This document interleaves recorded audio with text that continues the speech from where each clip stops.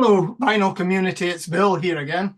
Apologies about the glare from my bald head, but yeah, I don't want to borrow my wife's foundation to make it less of a glare. There you go. So, yeah, apologies that I haven't been on video for a little while. So, all my VC followers, apologies for that. But I'm back to show my acquisitions and divestments for Q3 2024, one of a 4 times a year series. Yeah, not many divestments this quarter, and acquisitions have been on the light side, not so many. So I'm reining in my spending.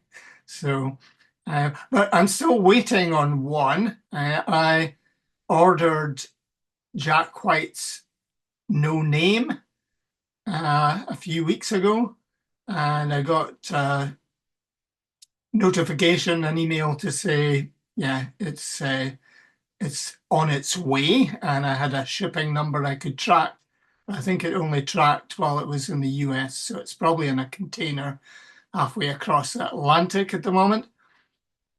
And I was reading a review in one of the music press magazines, Uncut or Mojo, something like that, and that said that if I had been in London on a certain day earlier this year, I'm not sure if I had to pop into the Third Man record store or whether they were handing it out to people outside the shop. But yeah, some people were getting that pressing for free. I think I'm waiting for a black vinyl pressing rather than the sort of marbly blue one. But I've listened to the album a few times on Spotify, so. But without further ado, let me show you some of the physical records that I did get. So we'll start off with this one. This is a jazz classic, Blues in Time by Jerry Mulligan and Paul Desmond. Jerry Mulligan is, of course, the baritone sax player, and Paul Desmond is an alto sax player. Joining them on the record is Dave Bailey on drums and Joe Benjamin on bass. So, yeah, I've seen this one listed in various jazz books as one to get. The sleeves not in great condition. I don't know if there's been a bit of water damage there or whatever, but the actual record itself is plays very well. So, yeah, this I think was recorded in August 1957. So I think I would have been one at the time. Quite like the drawings on the cover, since I'm a bit of an artist myself. Uh, the songs on it include Blues in Time and Body and Soul, which is a jazz classic. And yeah, there's Battle Hymn for the Republic is the third track on side two. But really like this. I think this is the second Jerry Mulligan album I've picked up recently. So enjoying that one. And then I had this already on CD, but yeah, I think having it on vinyl really shows to great effect the cover art. I think it's Hypnosis. But yeah, this is a classic album. Really good. I like on the back cover, the members of Supertramp are reading all sorts of newspapers while they have their breakfast in America. But one of them's reading the Glasgow Herald, others reading the Manchester Evening News. We have the Oxford Mail, one that I can't quite decipher, and the Los Angeles Times. So, yeah. they also look as though they haven't started to eat their breakfast, but yeah. So we've got Gone Hollywood, Logical Song, Breakfast in America, Oh Darling, Take the Long Way Home. Every single track is prog rock classic. So really enjoying having this on vinyl. And of course, we've got all the liner notes. And as I said, the actual vinyl itself is in good nick. So it's got a nice label on it with the waitress impersonating the Statue of Liberty. So next up is one that I used to have on cassette, or I recorded it off of CD onto cassette a long time ago. And this one's a classic, The Holy Bible by the Manic Street Preachers.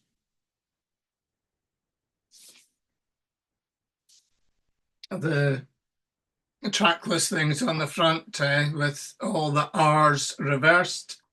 So I'm not sure which of these were actually singles.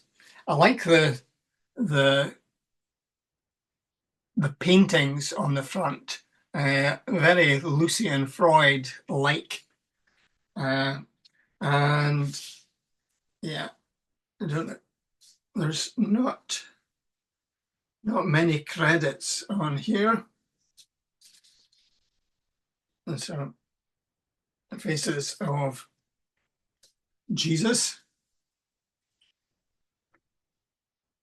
and on the reverse we've got CCCP, which I think is the Russian for the USSR.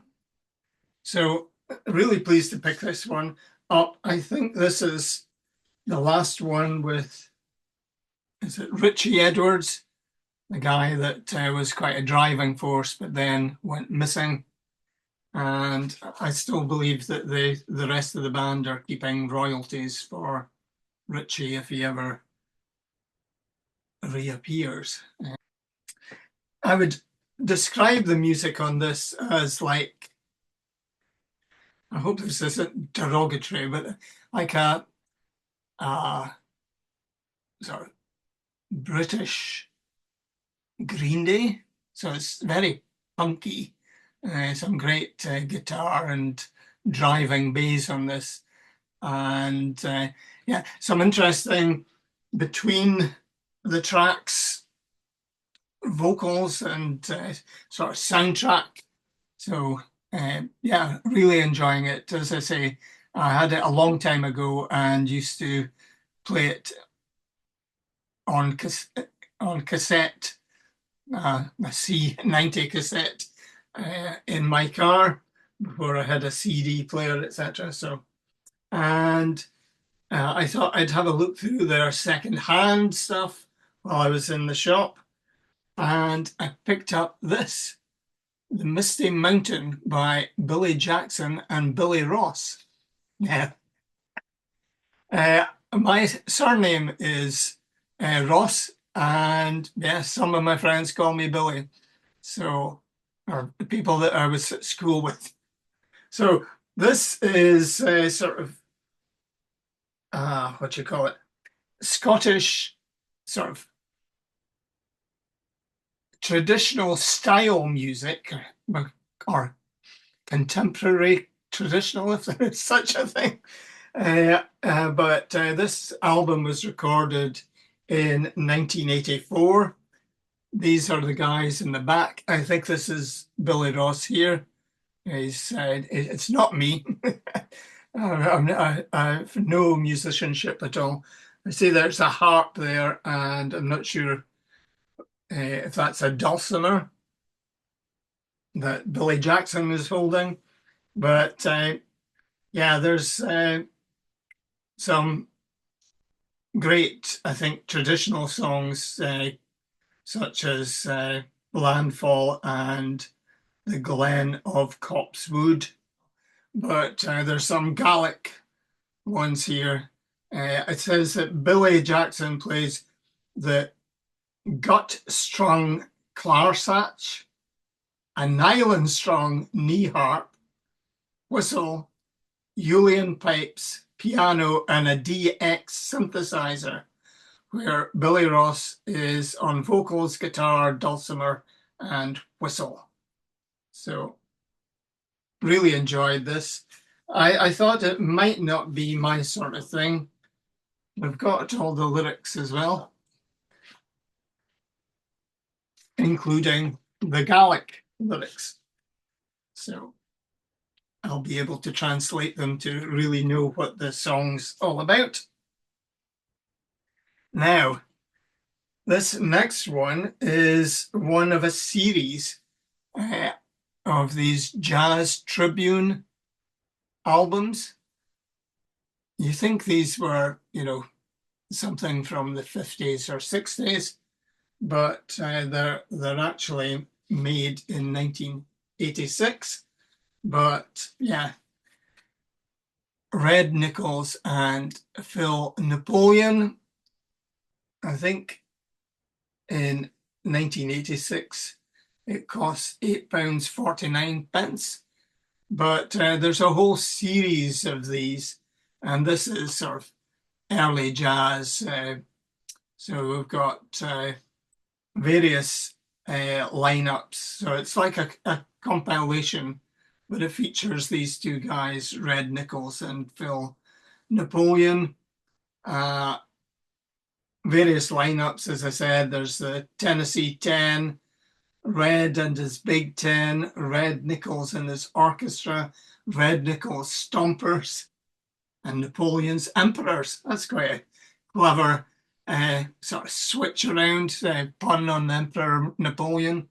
But yeah, I would recommend anytime you see these at a record fair or in the bins of your local record shop, pick them up. So the first 4 tracks were recorded in 1924. So I think it's wonderful to have playing in your lounge music that was recorded by a microphone, very early recording devices back in 1924, somewhere in the United States of America. 37 tracks on this, and they all date from 1924 up to, I think the latest is 23rd of May, 1929. Really good liner notes, and you can also practice your French because the liner notes are in both English and French.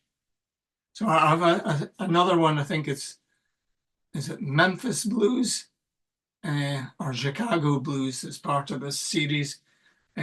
There's also this table in the gatefold tells you about the various numbered artists in the collection. So you've got Louis Armstrong, Count Basie, Benny Carter, Tommy Dorsey, Fletcher Henderson, Lionel Hampton, Benny Goodman. Django Reinhardt is also probably a double album of his stuff as well. So Jazz Tribune, look out for them. Another jazz classic. I think there are 2 volumes of this, as I've got volume 1. I think there's one with a similar artwork or lettering, but it's an orange band as the background to volume 2. But you can see on this, we've got Art Blakey on drums, of course.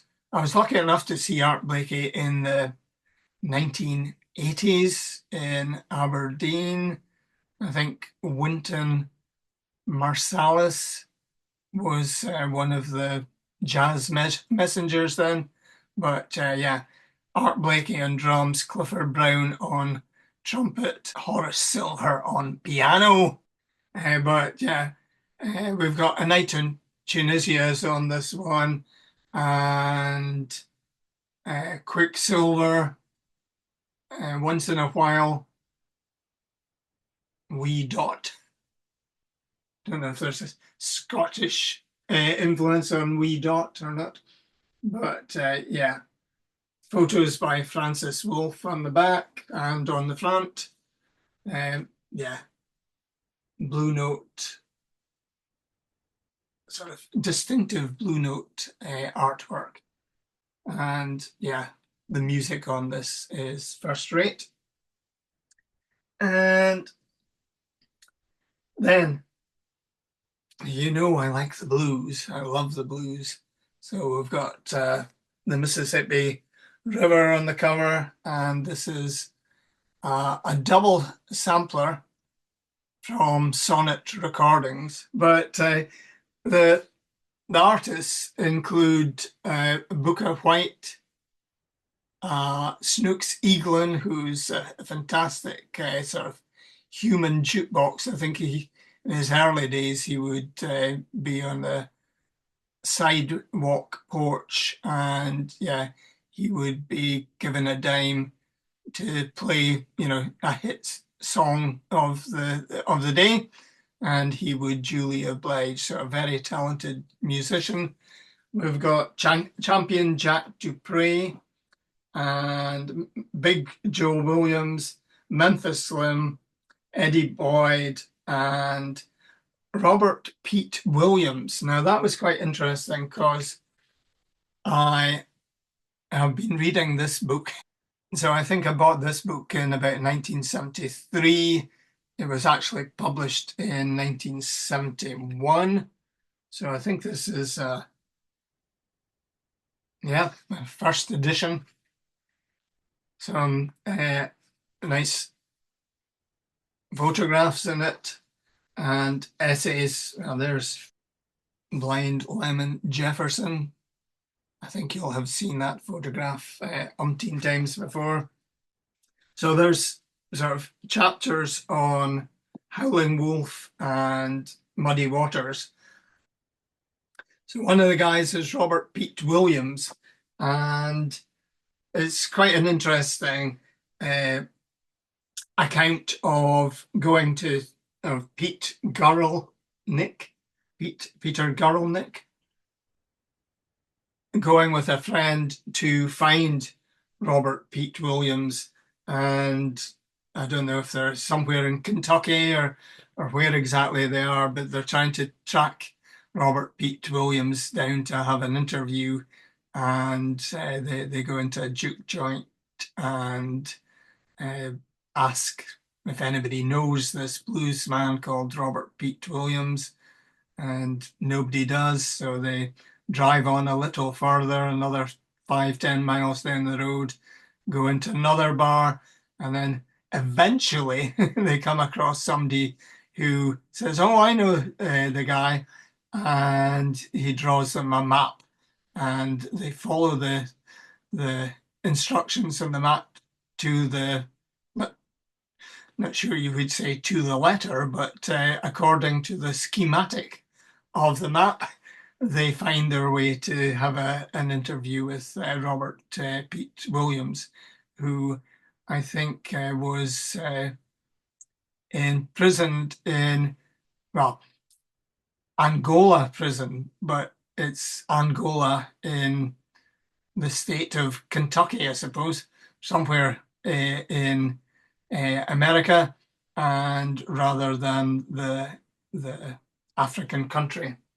So when I saw that Robert Pete Williams here was on this sampler, I thought, oh, I like that. And yeah, so he does, I'm going to have myself a ball, and you're my all day steady and midnight dream. So, but yeah, the Snooks Eaglin track that I really like is called Funky Malaguena. and it sort of starts off quite bluesy, and then it goes almost Spanish classical guitar. Just amazing. I think I've said this before.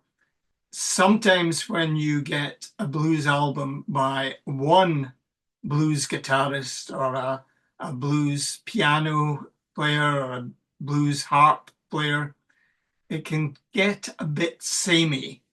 But if you pick up a blues compilation, you usually get quite a variety of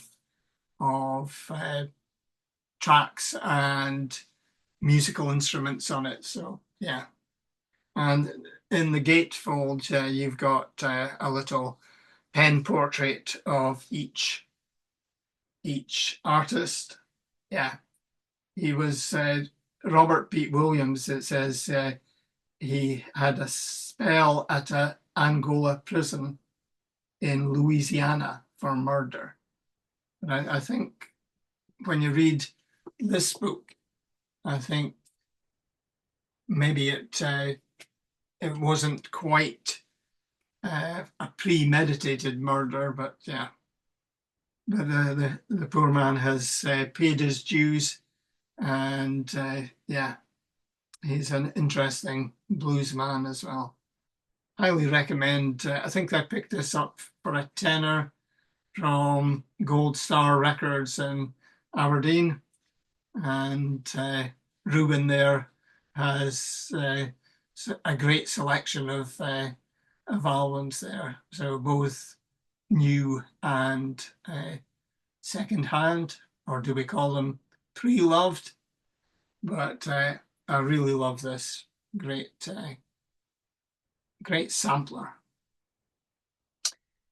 That's it for this edition of acquisitions and divestments in 2024.